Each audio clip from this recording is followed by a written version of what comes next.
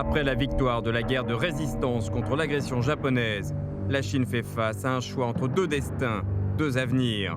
Pour préserver la paix, Mao Zedong décide de se rendre à Chongqing pour négocier avec Chiang Kai-shek. En juin 1946, Chiang Kai-shek dénonce sans scrupule l'accord du 10 octobre et lance la guerre civile sur tous les fronts. L'Armée populaire de libération, APL, compte 1,27 million de soldats, contre 4,3 millions du côté des troupes du Kuomintang. Mao Zedong compare les réactionnaires à des tigres de papier. L'APL remporte la victoire dans les batailles au centre du pays, dans le centre du Jiangsu et dans le sud-ouest du Shandong. L'armée de campagne du nord-ouest gagne 3 batailles dans le nord du Shaanxi.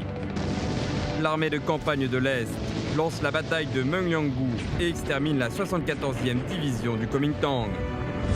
Mao Zedong, à la tête du comité central du PCC et du commandement général de l'APL, commande la guerre nationale de libération.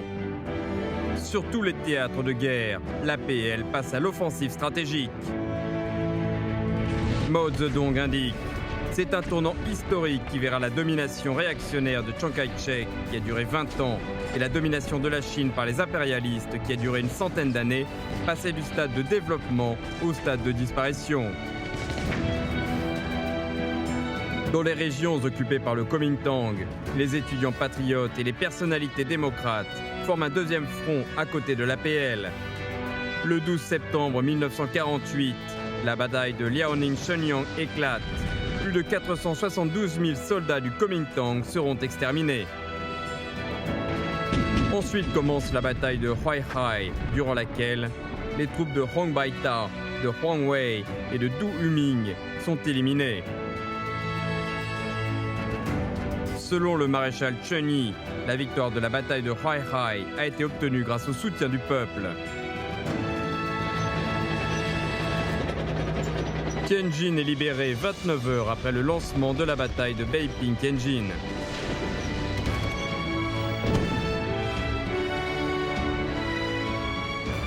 Avec les efforts de persuasion du comité central du PCC et de l'APL, Beiping est libéré pacifiquement.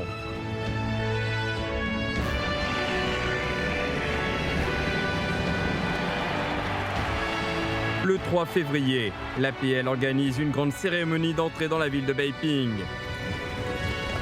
Avec fierté, les soldats armés passent par Dongjiao Minxiang sous l'ordre du président Mao.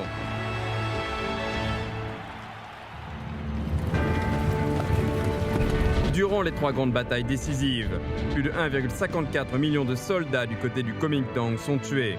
Les forces militaires principales sur lesquelles s'appuie la domination réactionnaire du Kuomintang sont majoritairement anéanties.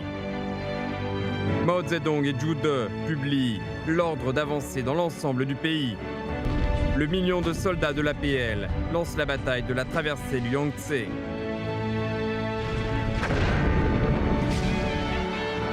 Le 23 avril 1949 sonne la fin officielle de la domination réactionnaire du Kuomintang.